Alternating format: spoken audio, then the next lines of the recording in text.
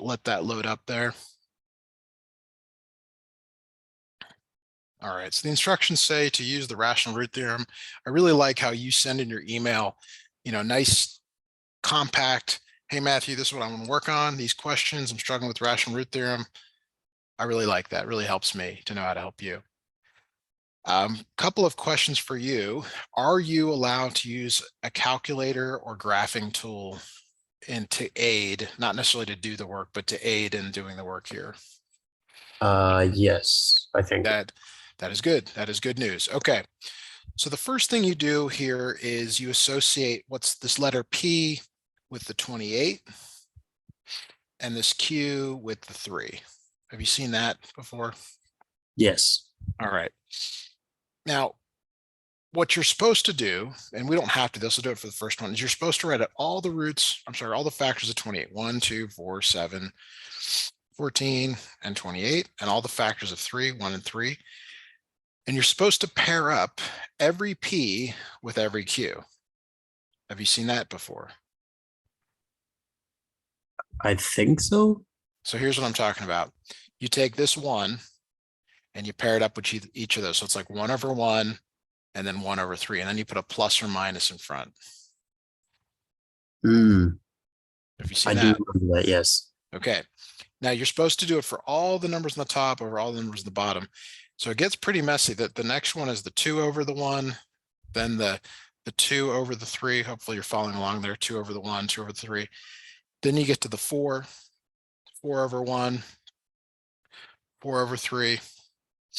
Then you've got the 7, 7 over 1, 7 over the 3, 14 over the 1, and the 14 over the 3, plus or minus, and then finally 28 over the 1, plus or minus 28 over 3. Quite the list. Right. All right. Now, this is kind of an amazing thing. Like if you could imagine you were dropped back, I don't know, say like even just 100 years ago, that's probably pretty safe. Maybe 200 years ago for sure, before any sort of computers, any sort of technology. The fact that you could find a root from this list is pretty impressive. Like just sort of looking at this. One of these does work. Okay. The problem here, that's why I asked you to use some technology, is that like guessing these, depending on how quickly you can evaluate them in the polynomial using synthetic division. I mean, let's just say it took you like 1 minute per guess. There are 2, 4, 6, 8, 10, 12, 14, 16, 18, 20, 24, 26. I mean, that's 26 minutes, if you guess all wrong until the last, right? That's kind of a pain in the butt. Would you agree? Yes. So we don't do that. I mean, and that's why I wanted to know if you were allowed to use some technology and we could like figure out like, well, where is the root so that we're not just guessing blindly. It's kind of like driving somewhere, not having a destination in mind. You will sort of drive aimlessly. Are you allowed to use your calculator? Are you allowed to use Desmos? What are you guys using in class there? Our calculators, not Desmos. Okay. Should I show you how to do this on the calculator, how to graph and find the roots on the calculator? Yes, please. All right. Give me just a moment to get my TI-83 virtual loaded up here. Okay. You are the first lesson of the day that needs this, so I did not have it out ready to go here. All right, so new share, here we go. Do you have yours out as well? Yes. All right, so if you've got an 84, there's gonna be some small differences. You go to y equals and you type in this polynomial here, 3x cubed plus 13x squared. So you can either use the square above the x here or do the caret 2. Caret's the one there. Minus 52x, make sure you're using the subtraction, even though I said minus, it is subtraction, plus 28. Let me know when you get there. I have a question about the X. Yes. Do you press the XT Yes. button or is it like the Yes. letter X? It's this one here. Okay. Now, if you're What's in a, the, if you're in a weird mode, like if you're not in function mode, like let's say you somehow got on parametric, polar, or sequence, you will huh? get a different letter. So keep that in mind. Yeah. You had a Oh, follow-up? Did you have a follow-up to that? um, yeah, I did. What's the difference between that X and the letter X, the alpha number? Could we Uh, use the alpha number and it would still work? I don't know. It's a good question. I don't know because so when I was your age, like I was really curious about this and I would actually try this stuff that you're just thinking about. That's kind of the programmer's mindset. That's kind of stuff we talk about in robotics. And you mentioned doing some computer science stuff. Like you just try it. You try it and see if it works, doesn't work, if you're curious. I Okay. do not know the answer. I know that this does work. And because fortunately, because like this technology and this calculator, while pretty amazing for its time, like it's like going back and looking at a black and white TV. Like, not sure I would ever do that unless I, had no other option. Right. So I'm not sure. I don't know all the little cool stuff that it once had. But let me know when we get this entered. There's a lot to do from here to Oh, okay. Thank you. I was just wondering. yeah. I don't know. We can try it here in a moment. I have to erase all this and then I got to re-enter it. So that's like kind of a Right. pain to do. But we can look at that. So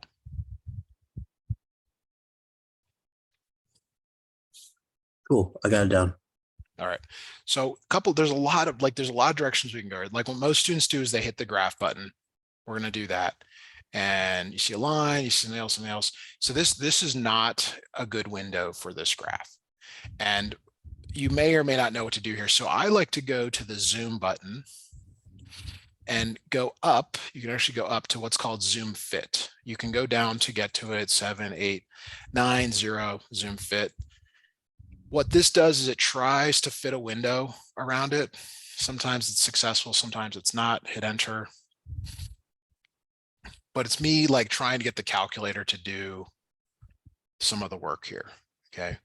So here's what I noticed. I noticed that we've got it on the X dimensions, your X min and your X max, they're kind of okay. But the Y max is way too tall. Like we need to cut it down by, I'll say, 50%, probably 25%. And not sure about this here. So that's when I go to the window button. Okay. And just to be Mhm. clear, on the left here is X min, X max, Y min, Y max. So click on window. The Y max is like 4,000. So let's change that to 1,000. And just to make the scaling kind of symmetric, we'll put this at minus 1,000 there. This time I am using the negative button, even though I said minus. Scale, your scale should be about 10% of your X max or X min. So your X scale of 1 is about 10% of 10. That's fine. Your Y scale should be about 10% of this. So make it 100, something like that. Okay. Is that okay? Yes. Make sure you got these down. We're gonna hit the graph. We should see it look a lot nicer here in a moment.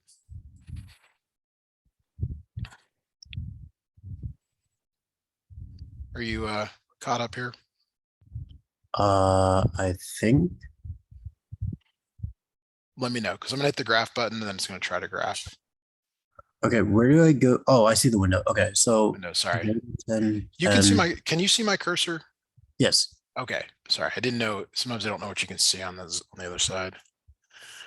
Yeah, minus 10, 10. Your scale is about 10% of your X max or X min. And then make the Y max 1,000. Yeah, because it was 4,000 when I did and that was like too big by 20, like it needed to be about 25% of what it was. So that's why I picked 1,000. I see. I generally pick square-ish on meaning the same number in the top and bottom most of the Okay. time. I think I got it all. So then graph. Yeah, then we're gonna graph. And if you've done it correctly, it should look really similar to this, or done it the way I've done it. Does it look similar? Yeah. Okay, now one thing I noticed here is it sort of dove into the axis and didn't come up. So that suggests that our y min is too far down. Like we really need to zoom in on this part of it. And this is kind of the challenge of the calculators. You have to be what's called iterative. You got to go back and like, okay, like this is probably still too tall on the y. The y min is too low. So we're going to cut those down. So I'm going to go back to window, change my y min to minus 500, y max to 500, and change the scaling to 10%, 50, like that. And hopefully we get something a little bit better this time. 500. 550. Okay.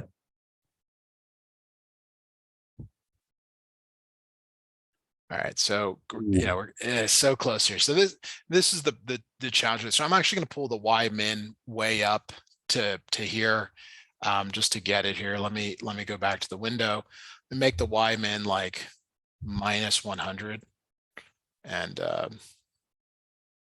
keep that. All right, yeah, it's still not great. Okay, so let's focus on this one on the left here. This intercept on the left. If you go to second calc is under trace. You see that? You can click on 0. Okay. Now this is where I don't like this window. Sorry, I need to resize the window here because I can't see this. What am I gonna do? I'm sorry. This the bad one to start with. Let me go back to minus 500. All right. So you go to second calc, just trace, click on 0, sorry, 20. And notice what it says here. It says left bound. Okay, so left bound means you literally go left of where you think it crosses. Okay, so you click. See how I'm left of the intercept now? It's the cursor's on the calculator's there, but the intercept is there. Yes. So you hit enter. Then it wants right bound. So now you go to the right of where you think it is. Okay, and the right of where you think it is, just somewhere right of it. Doesn't have to be on it, but somewhere right of it. Then it says to guess. You always choose the last place that you were at. All right, and there's your 0 at minus 7. This 3e to the minus 11 means 0 with 10 zeros and then a 3. It's essentially 0. Okay, so that's how you find one of the roots. There is another way to do this, which you might be frustrated with me after you see this. Any questions on what I've done so far? No. Okay. Second thing is you can go to second table, tables above graph. And what the table does is it's got on the x values, y is the y values. So what do you know about the y value when x is minus 7? What should the y value be? Or what is the y value? When x is minus 7? Yeah. Would it be 7? 0. No. 0. 0 because it's a solution, it's a root.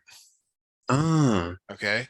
So another way to do this, and this only works for nice numbers, is you scan this list for 0. Like, see how there's another 0 right there at 2? Yeah. Okay.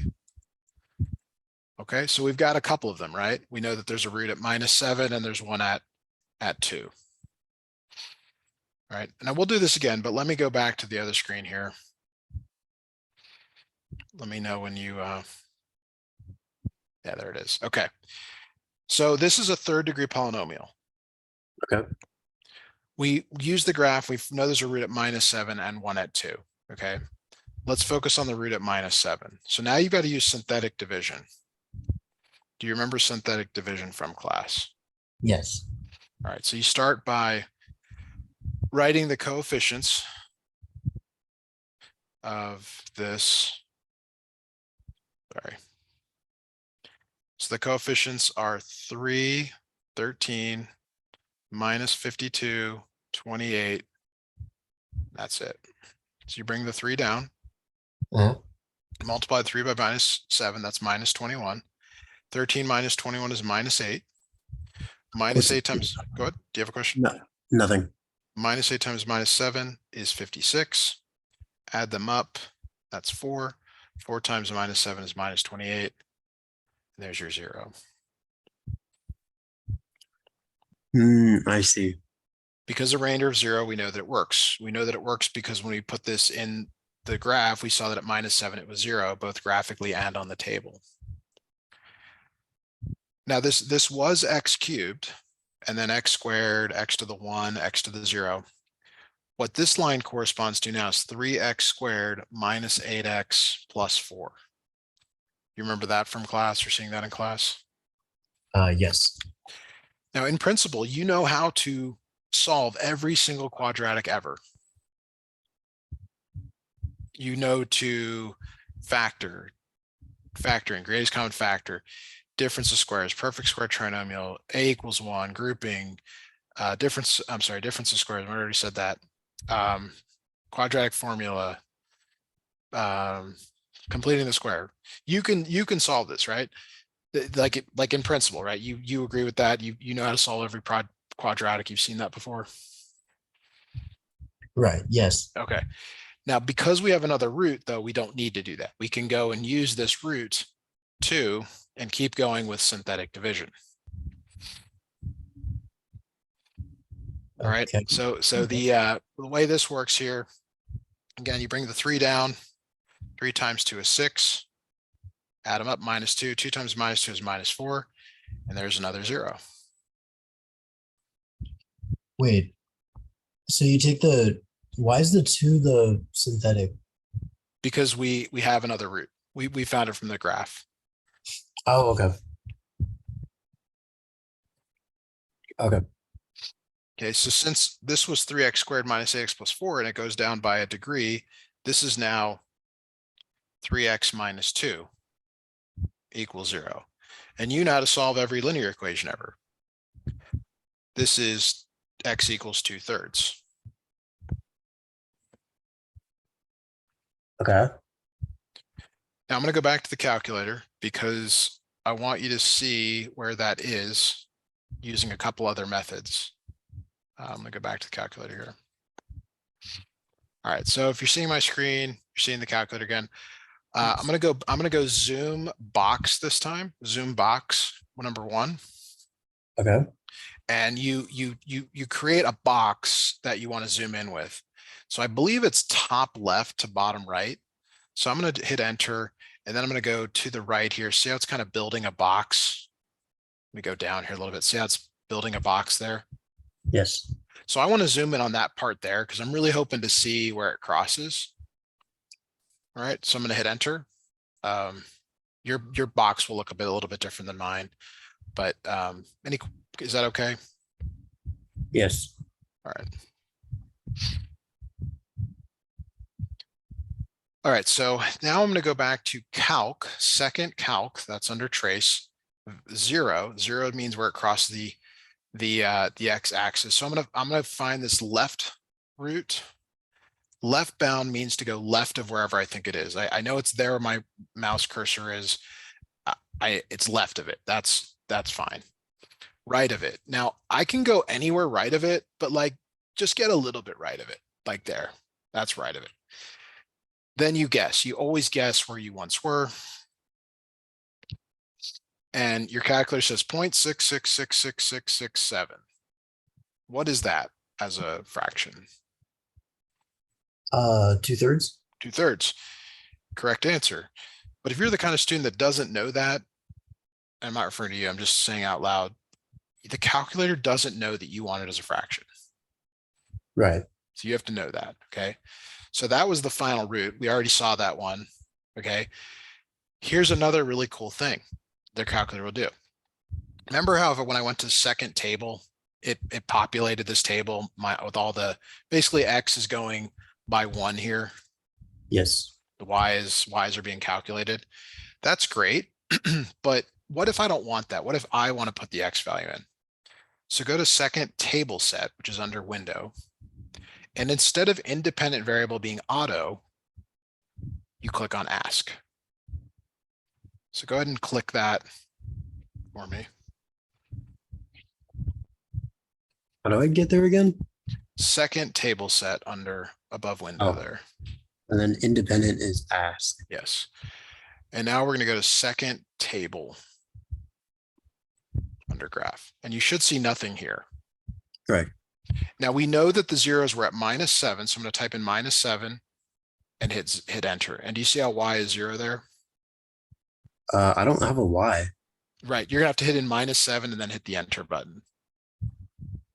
Type in -7 and hit enter. -7 and then enter. Yeah, I hit enter and it took me to a new slot on the X. Like Y1 isn't even a column on there. So Oh, did you change both your dependent? Did you change your dependent variable to ask? no. It's only the independent. So just the top one is ask. Huh. You're not seeing this? No. Or no, I saw that. It's not So yours should be blank. Like you won't have anything here. Yours should be completely blank. right. And that's not blank? The X is blank. There's nothing in it. Yes. The Y column, Y1 isn't even a thing.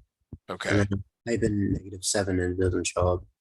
Do you still have this in Y1, the 3x cubed plus 13x squared minus 52x plus 28? Oh no.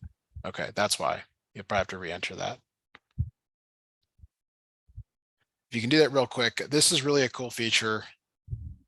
I know we're taking a lot of time on one problem, but like everything applies to all the others. So hopefully this will help speed it up. Okay, I got it in. All right, so now go back to Yeah. second table. You should see X and then Y1 now, hopefully. Yeah.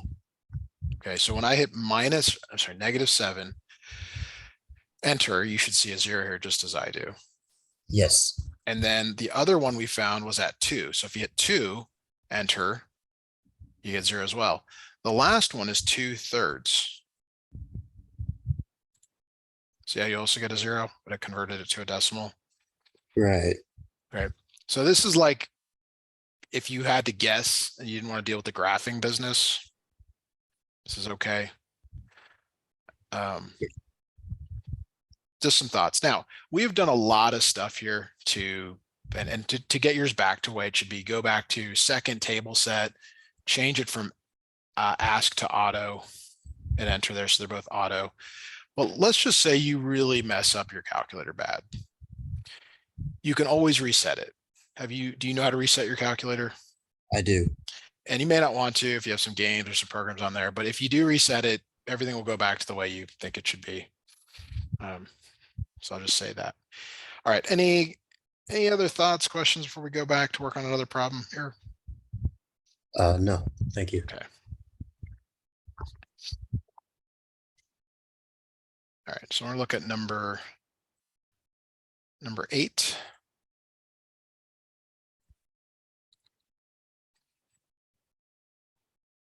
And I'll share my screen, other screen.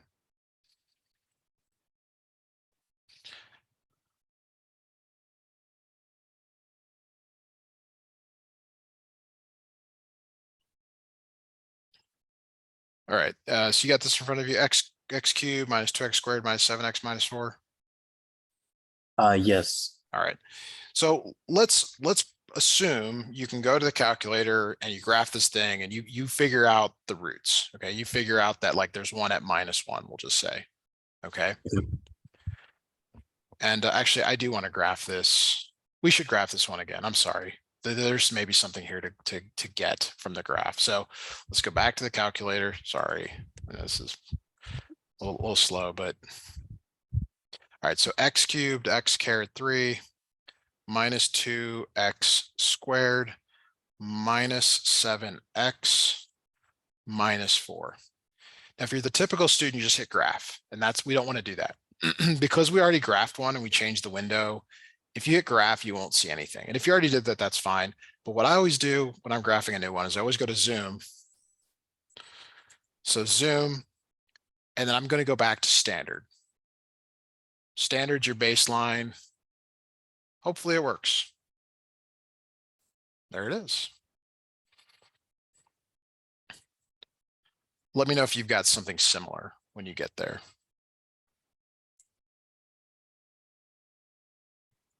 It was put in the equation and then. Yep, enter the equation.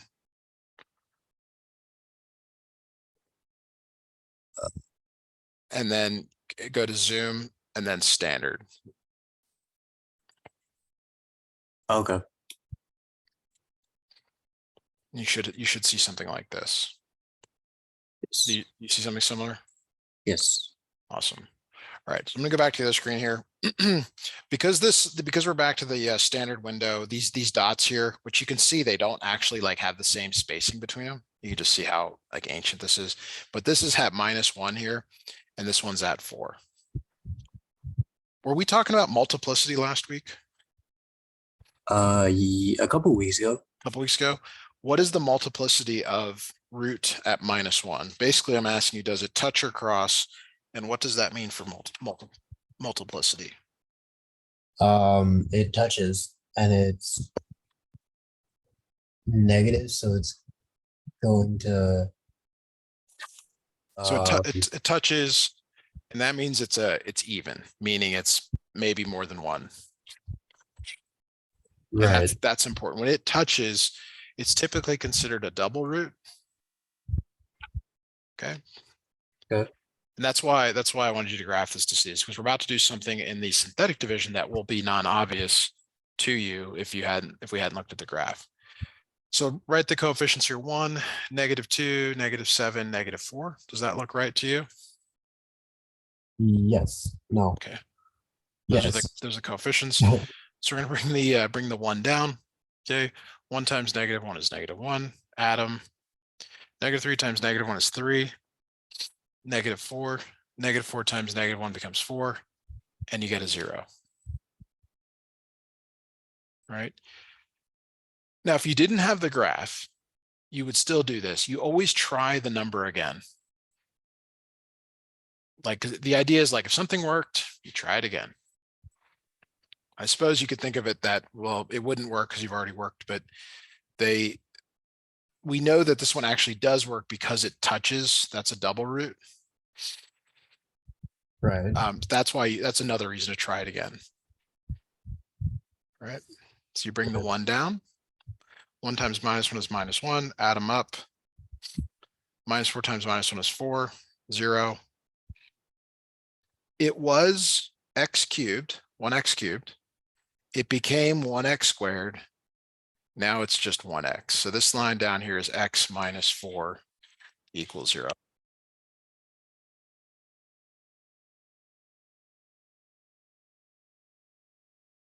What?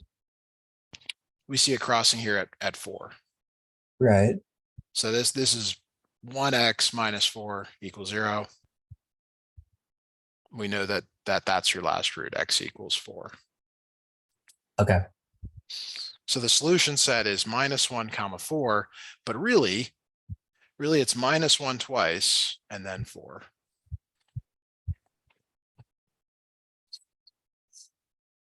Okay. Huh. Thoughts, feedback? What do you got for me?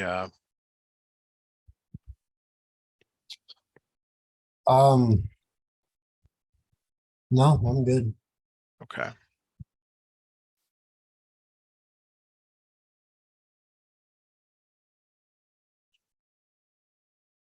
All right, so what I'd like you to do here for number 12 is I'd like you to graph it and see if you can come up with 2 of the roots. I'll take 2 of them. The reason I want 2 is because a 4th degree polynomial becomes a 2nd degree polynomial quadratic. We can solve all of those. But if you're willing, I'd like you to graph this and see what you come up with for your two of your roots, if you can see them. Yep.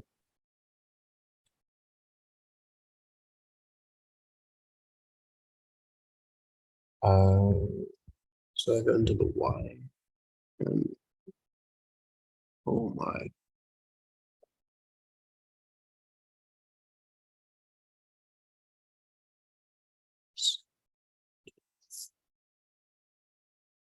Seven x squared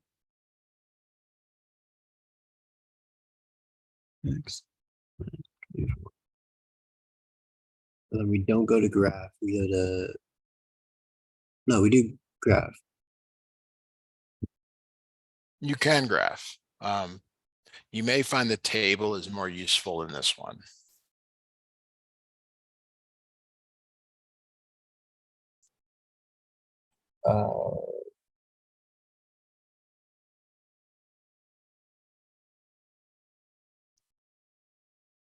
Okay.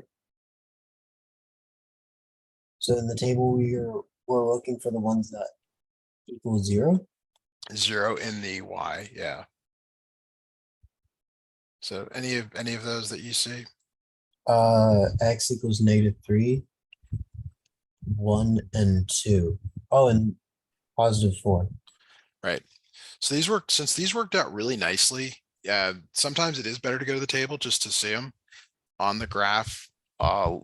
You got to be really careful that it actually crosses perfectly, really perfectly there. You can see the graph's kind of grainy. It's not like high definition stuff. Right. Okay, so now that you found them, you still have to confirm that they are the roots. So let's start with -3 here.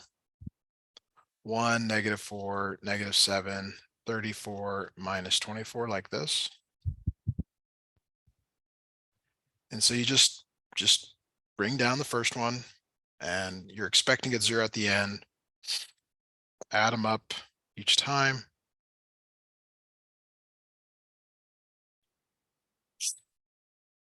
Mhm.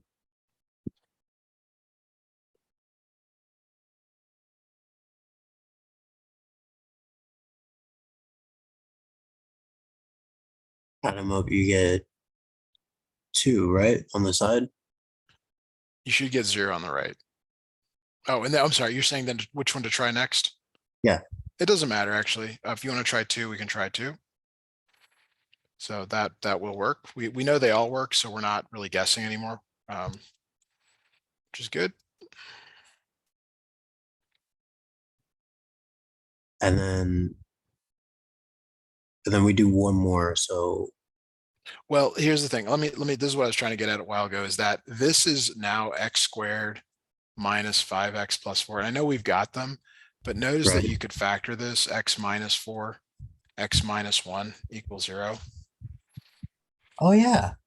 So when you get down to quadratic, you are essentially done, because you know that they work. Shoot. I see.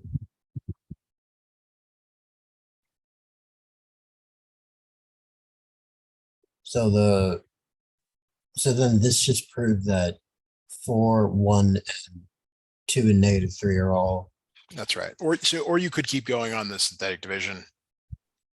It's right. all good on that. All right. Let's see here. So let's look at 16, 20, 24. I know we're not getting through all of them. All right. So 20 is pretty interesting. Can we go to that one next? Sure. Okay.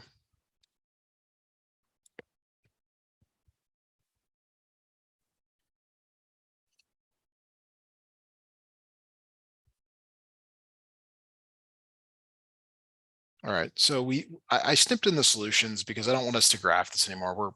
You can go graph them later. We're gonna use each solution and try it out here with the synthetic division. So 2, -2, -7, 7, 8, -8, -7, 7, 6, -6, 0. All right. And I would tend to use the whole numbers before the fractions. So we'll try 2 next. Yep. So bring the 2 down, multiply. Keep going here. And now we can finally use the fraction there. The only reason I want to avoid using it is because it's just harder to multiply by fractions. So the fewer times you have to do it, the better. Yeah. Wait, why do the fraction now? It's what? We've used, so remember the solution's given here. So I'm just using the solution -1, 3/2 and 2. It's better to do synthetic division with whole numbers before fractions. I see. All right, and then we're going to bring the 2 down. That's 2. 2 times 3/2 is 3. 0, 0, 2, 3, 0.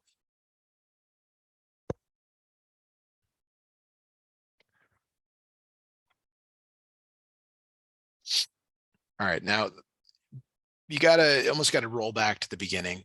And maybe you're still getting caught up here, but you need to know what the new polynomial is. Like, what do these 2's correspond to? Is it x, squared, cubed, single? What is it? If you go back, the first 2 was for x to the 5th. When you go down by 1, that's x to the 4th, x cubed. This is now x squared. So it's 2x squared plus 0x plus 2.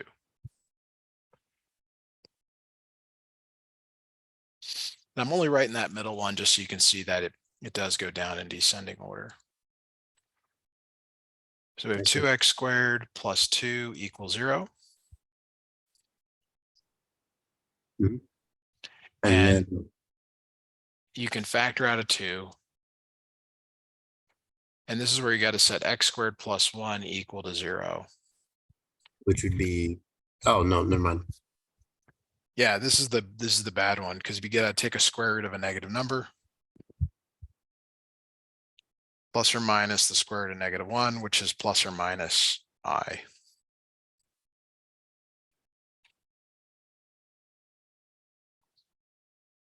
Huh. I see. Oh, and that was one of the answers. Oh, wow. Yes. So What here's was the that? point. Here's the point. You can use. Now I'm going to show you this. I should show you this because I think you're owed that. We're going to use the eyes. I mean, we know these are the solutions. We're going to use the eyes here, and you're going to see that they still work. I think it's kind of neat. So we'll put I in here first. All right. So you bring the 2 down.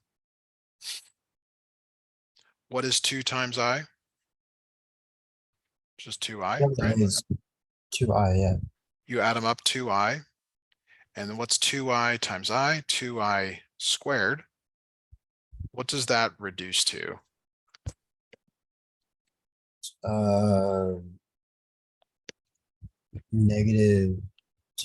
-2. So 2 plus -2 is 2 plus 0. 0. And then we're going to do -I, and you're going to see that it also works. So you bring the 2 down. 2 times -I is -2i, which is 0.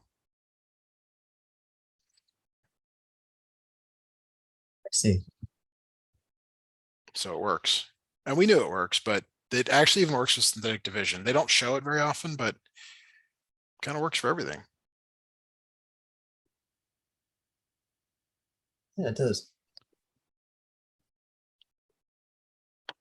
All right. I think we got time to do like a 24. I think 24 is one of them.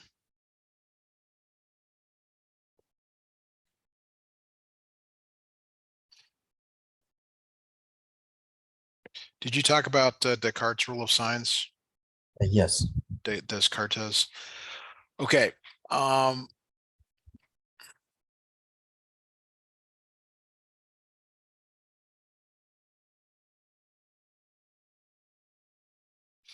Okay. All right. So the first thing you're looking for is you start by writing out down the signs of each of these.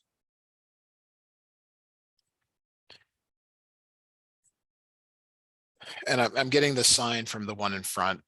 So the first one is positive, subtraction is negative, so on here. So now what you're looking for are what are called sign changes. So basically you're looking from plus to minus. Is there a sign change? Right. Yes. Minus Yes. to plus, yes. Plus to minus, yes. Minus to plus, yes. There are 4 sign changes here. Now, without getting into why, that means there are either 4, 2, 0 positive roots. But see how there could be 0? Yes. It goes down by 2. All right. The next thing you do, which they don't really explain why you do this, which maybe you don't want to know, is you put negative x in for x. So 2 times negative x to the 4th minus 3 times negative x cubed plus 6 times negative x squared minus 24 times negative x plus 5 equals, well, we don't even do that. So you simplify here. 2x to the 4th. So a negative to an even power is always positive. This next one here, negative to the odd power is negative, combined with this negative in front becomes plus 3x cubed. 6x squared plus 24x plus 5. I see. Now, we do the same thing. We look for sign changes. So this is positive, positive, positive, positive, positive. Are there any sign changes? No. So there's no sign changes. So that means there's 0 negative roots. Okay. So to do this properly, you would actually have to try all the positive roots and find out that none of them work, which is a lot of work. It's like digging a hole, nothing's at the bottom. Pretty frustrating. So what you can do from here is you can graph this. And I'd like you to do that. And what I think you'll see is that it's completely above the x-axis. So this is kind of the proper way to do it. I think what you might be seeing in class is people just graphing it and saying, yep. And they even make a little sketch of it. They'll say, oh, it looks like that.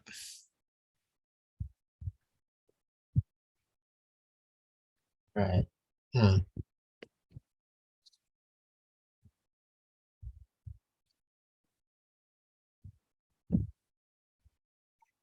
Okay. Do Thank you you. want to graph that, or you gonna take my word for it? I'm gonna take your word for it. Okay. Sorry, my calculator is being weird. It died recently and then it like just stopped working. Okay. I would recommend that second mem reset, unless you got important stuff on there.